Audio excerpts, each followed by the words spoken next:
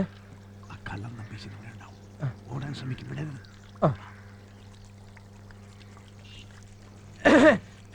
ആരാ? എവിടുന്ന് വരുന്നു? പന്നി. എന്റെ വീട്ടിൽ കയറി വന്ന് എന്നെ പന്നി വിളിക്കുന്നോടാ പന്നി. അയ്യോ, വിൽക്കാനാണ്. ഞങ്ങൾ നമ്പീശിനെ തേടി വന്ന. എന്താ കാര്യം? കുറച്ച് കാശ് കൊടുക്കാനുണ്ടായിരുന്നു, അതുകൊണ്ട് വന്നതാ. കാശ് കൊണ്ടുവന്നിട്ടുണ്ടോ? പുള്ളിക്കാരൻ ഞങ്ങളുടെ ഒരു വീട് വെക്കുന്ന കാര്യത്തിന് വേണ്ടി പോയിരിക്കുക. ഞാനൊന്ന് ഫോൺ ചെയ്ത് നോക്കട്ടെ. നീ എന്തിനാണ് അവരെ പന്നിന്ന് വിളിച്ചത്? പന്നിയങ്കരയെന്ന് വരികയെന്ന് പറയാൻ തുടങ്ങിയതാ. പന്നിയില് കൊടക്കി.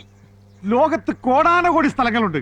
നുണ പറയാൻ നിനക്ക് ഈ ഒരു പേര് മാത്രമേ കിട്ടുള്ളൂ. ഇതാണടാ വിക്കം വിവരക്കേട് ഒന്നിച്ചു വന്നുള്ള കുഴപ്പം. കഴുത. നീ പോടാച്ചാ, നിന്നെ പിടിച്ച് police ഏൽപ്പിക്കട്ടാ.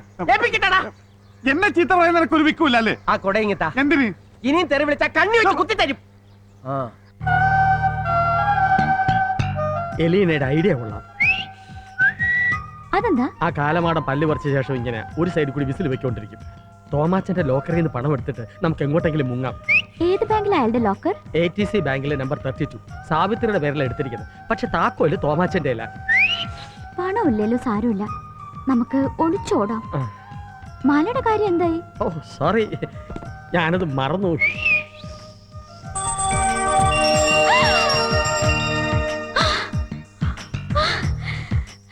How sweet of you, നമ്പിയേട്ടാ.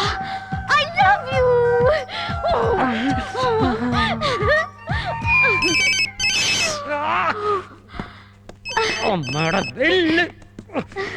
നമ്പിയേട്ടാ, I love you.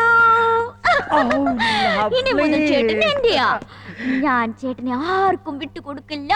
We are going to enjoy this evening.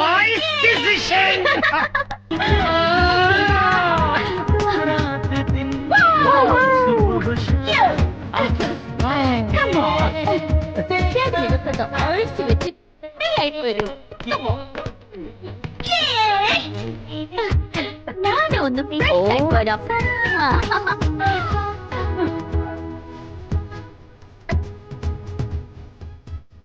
പിന്നെ നമ്പേട്ടന്റെ ഭാര്യ ഡൈവോഴ്സ് ചെയ്യണ്ടേ? അല്ലാതെ എങ്ങനെ എന്നെ കിട്ടുന്നേ? അവളോട് പണി നോക്കാൻ പറ. അവൾ എന്റെ ഭാര്യയല്ല, സൂർപ്പണക.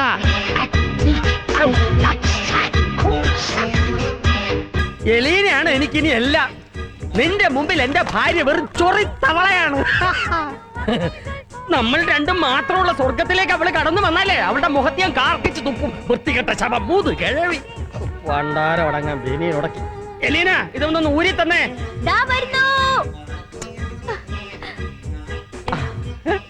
സാരിയൊക്കെ എടുത്ത് കിടില കേസായിട്ട് വന്നിരിക്കണല്ലേ.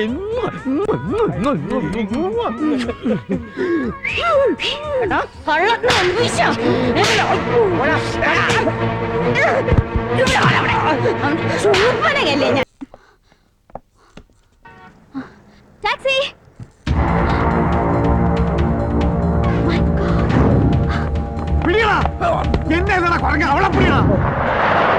താൻ എന്താണോ പൊതുവാളായി പറയുന്നത്?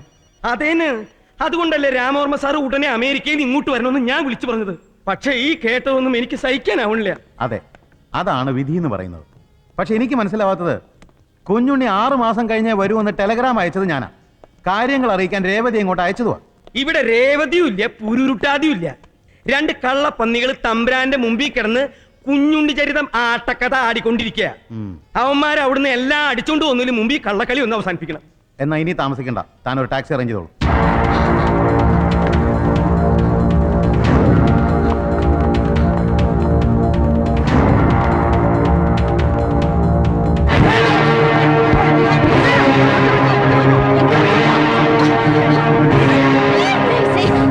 എത്ര നേരം ഒരു ടാക്സി ഇതുവരെ കിട്ടിയില്ലേ? എയറോപ്ലെയിൻ ഓടിക്കുന്നതിനേക്കാളും വലിയ പോസായി ഇവിടുത്തെ ടാക്സി ഡ്രൈവർമാർക്ക്.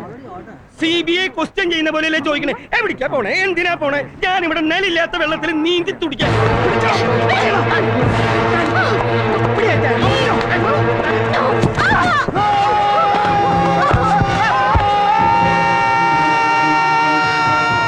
ഒരു ടാക്സി.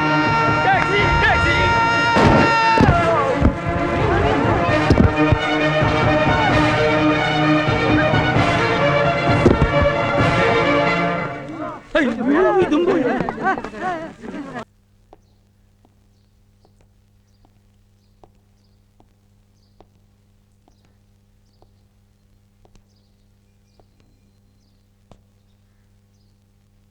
അച്ചച്ച, ആ എല്ലാം നീ തന്നെ ഏൽപ്പിച്ചതുപോലെ സൂക്ഷിച്ചു വെച്ചിട്ടുണ്ട്. കുഞ്ഞുണ്ണിക്ക് ഓർമ്മയുണ്ടോ? 2013 കുന്നിക്കുരു ഉണ്ടായിരുന്നു. നീ വരുന്നതിന്റെ തലേന്നും ഞാൻ എണ്ണി നോക്കി വെച്ചതാ.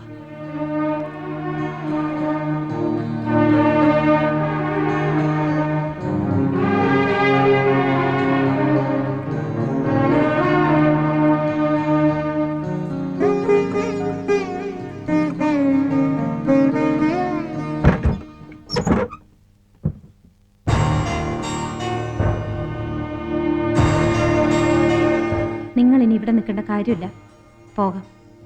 ദുബായിക്ക് പോകാനുള്ള പണം അടയ്ക്കേണ്ട അവസാന ദിവസമല്ലേ നാളെ? ദാ 2 പേർക്കുള്ള പണം. കക്കാനും മോഷ്ടിക്കാനും നിൽക്കണ്ട. ദാനം തരുന്നതായിട്ട് കരുതുകയും വേണ്ട. ചെയ്ത അധ്വാനത്തിനുള്ള കൂലിയാണിത്. ഇത്രയും നാൾ നിങ്ങളിവിടെ നിന്നതിന്, ആ പാവം തമ്പുരാനെയും തമ്പുരാട്ടിയും ചിരിപ്പിച്ചതിന്, സന്തോഷിപ്പിച്ചതിന്, ആടിപ്പാടി രസിപ്പിച്ചതിന്. കുഞ്ഞുണ്ണി എവിടെ പോയി എന്നുള്ളതിന് ഉത്തരം എൻ്റെ കയ്യിലുണ്ട്. പൊയ്ക്കോളൂ. നിങ്ങളിവിടെ ഒന്നും ചോദിക്കണ്ട. നിങ്ങളുടെ കാര്യം കഴിഞ്ഞില്ലേ? പോകാം. എനിക്ക് ഈ കുടുംബവുമായി ചില ബന്ധങ്ങളും കടപ്പാടുകളും ഒക്കെയുണ്ട്. അത് തീർത്തിട്ട് ഞാനും പോവും. അത്രയൊക്കെ അറിഞ്ഞാൽ മതി ഇപ്പോൾ. Good bye.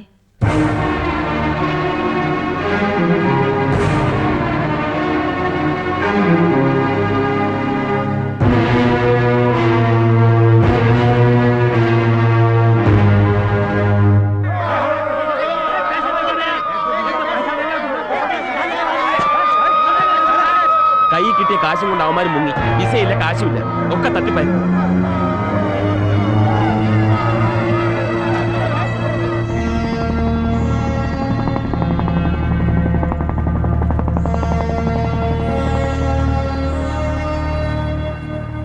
ഞാൻ വീട്ടിലേക്ക് പോവുകയാണ്. എന്നിട്ട് കഴിഞ്ഞ ജന്മത്തിൻ്റെ പാപം ഈ ജന്മത്തിൽ അനുഭവിച്ചു തീർക്കണം എന്ന് പണ്ടുള്ളവർ പറയും. അത് ശരിയാണെന്ന് തോന്നുന്നു. കഴിഞ്ഞ ജന്മത്തിൻ്റെ പാപമാ നമ്മളിപ്പോൾ അനുഭവിക്കുന്നത്. ഇനി ബാക്കിയുള്ളതോട് അനുഭവിച്ചു കഴിഞ്ഞാൽ ഒരു പക്ഷേ ഈ ജീവിതത്തിൽ തന്നെ മോക്ഷം കിട്ടിയേക്കും. ഇതിലുള്ളതിന്റെ പാതി നിന്റെയാ. നമുക്കത് വേണ്ട.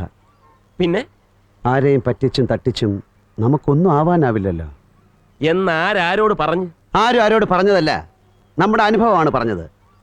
ശപിക്കപ്പെട്ടവരാണ് നമ്മൾ. കൂടുതൽ ശാപങ്ങൾ വാങ്ങിച്ച് തലേ കേട്ടണ്ടോ? നീ വാ. ഉള്ളതെല്ലാം പോയി കിട്ടി. ഇനി ഇത് മാത്രമേ ഉള്ളൂ ബാക്കി. ഇതും പോവും. എങ്ങനെ? എങ്ങനെയെങ്കിലും. നീ നമ്പീശനെ പറ്റിച്ച് വിസയ്ക്ക് കൊടുത്ത പണം പോയില്ലേ? മോഷ്ടിച്ച പണം പോയില്ലേ? ഇതും നമുക്ക് വിധിച്ച പണമല്ല. തിരികെ കൊണ്ട് കൊടുത്തേക്കാം. എന്നിട്ട് ചെയ്ത തെറ്റിനെല്ലാം മാപ്പ് ചോദിക്കാം. എന്നിട്ട് ഒരു ദിവസമെങ്കിലും മനസമാധാനമായിട്ട് ഉറങ്ങെങ്കിലും ചെയ്യടാ. എവിടെ കിടന്നു? റെയിൽവേ സ്റ്റേഷനിലാ? അതോ ബസ് സ്റ്റാൻഡിലോ? അതോ ഇവിടോ? നീ പോടാ. നിനക്ക് ഭ്രാന്താ. ഞാനില്ല. ഈ പണം തട്ടിച്ചോ മോട്ടിച്ചോ ഒന്നുമല്ല, നമുക്ക് തന്നതാ. എന്തിന്? അവരെ പറഞ്ഞു പറ്റിച്ചേനോ? കണ്ണ് കാണാത്ത ആ പാവം മനുഷ്യനെ തല്ലിയതിനോ? ആ പാവ സ്ത്രീ തള്ളിയിട്ട് കൊല്ലാൻ ശ്രമിച്ചേനോ? നീ എന്തൊക്കെ പറഞ്ഞാലും ഈ പണം തിരിച്ചു കൊടുക്കുന്ന പ്രശ്നമേ ഇല്ല. നീ വേണേ പൊയ്ക്കോ. എനിക്ക് ജീവിക്കാൻ ഈ പണം വേണം. ഇതുപോലെ ഇതിനു മുൻപ് മോഷ്ടിച്ച പണം വെച്ച് വലുതാവുന്ന സ്വപ്നം കണ്ടവരാ നമ്മള്. ആകാശ കോട്ട കെട്ടിയവരാ നമ്മള്. ഞാൻ പറയുന്നത് ഇപ്പോഴെങ്കിലും നീ കേൾക്കണം. ഈ പണം നമുക്ക് വേണ്ട, തിരിച്ചു കൊടുക്കണം. വിധിയെ പേടിച്ചോടാനൊന്നും എന്നെ കിട്ടത്തില്ല. ഈ 2 ലക്ഷം കൊണ്ട് ഞാൻ കോടികൾ ഉണ്ടാക്കും. എന്നിട്ടൊരു രാജാവിനെ പോലെ ഈ നഗരത്തിൽ ഞാൻ ഞെളിഞ്ഞു നടക്കൂടാ. എന്റെ വിധി തീരുമാനിക്കുന്നത് ഞാനാ. നിനക്കെന്നെ കൊന്നിട്ട് വേണമെങ്കിൽ കാശ് കൊണ്ടുപോകാം. ഞാനിത് തിരിച്ചു കൊടുക്കില്ല. അവസാനമായിട്ട് ചോദിക്കുക, നീ എന്റെ കൂടെ വരുന്നോ ഇല്ലയോ? എങ്ങോട്ടാടാ? ഞാനൊരു കൊട്ടാരം കെട്ടാൻ പോവുക. വരുന്നോ? നീ ഒരു കുടില് പോലും കെട്ടില്ല. നീ പറഞ്ഞ ശരിയാ. നിന്റെ വിധി ഈ തെരുവിൽ കിടന്ന് തെണ്ടാനാ. അനുഭവിച്ചോ. Good bye. ആ പണം കൊണ്ട് നീ നന്നാവില്ല. പോടാ, പോയി തെണ്ട്. അതാ നിന്റെ തലയിലെടുത്ത്. പോയി തെണ്ടടാ. ഗോവിന്ദൻകുട്ടി, പോകരുത്. പോടാ. ശപിക്കുകയാണോ ഞാൻ നിന്നെ? ആ പണം കൊണ്ട് നീ എന്ത് വാങ്ങി കഴിച്ചാലും നിന്റെ ആർത്തി തീരില്ല. വെള്ളം കുടിച്ചാലും നിന്റെ ദാഹം മാറില്ല. വിഷം മാത്രമേ നിനക്ക് അതുകൊണ്ട് വാങ്ങാൻ കഴിയൂ. ചത്താലും നീ പുഴുത്തേ ചാവൂ. ഓർമ്മിച്ചോ? ചത്താലും നീ പുഴുത്തേ ചാവൂ. 2 പാവങ്ങളെ ദ്രോഹിച്ചതിന് നിനക്ക് കിട്ടിയ കൂലിയത്. ചത്താലും നീ പുഴുത്തേ ചാവൂ.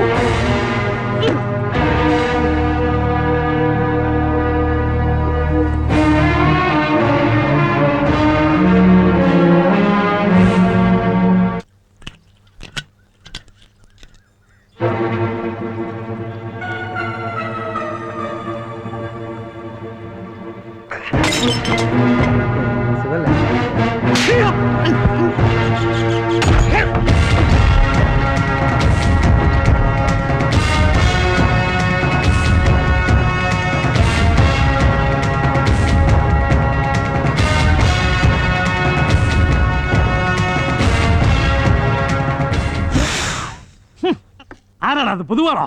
അതേടാ പൊട്ടൻ കാണാരാ. ഇരിക്കടാ ഇവിടെ. അപ്പ അനുസരണ ഉണ്ട് നിനക്കല്ലേ? എടാ ഒരു പുള്ള് ഒറ്റയ്ക്ക് കേറ്റിട്ട് വന്നിരിക്കാൻ ഞാൻ. ഒരെണ്ണ അങ്ങോട്ട് തന്നാണ്ടല്ലോ നിന്റെ ചെവിക്കല് ഹെട്ടും തലേര് എന്ന് പൊട്ടും.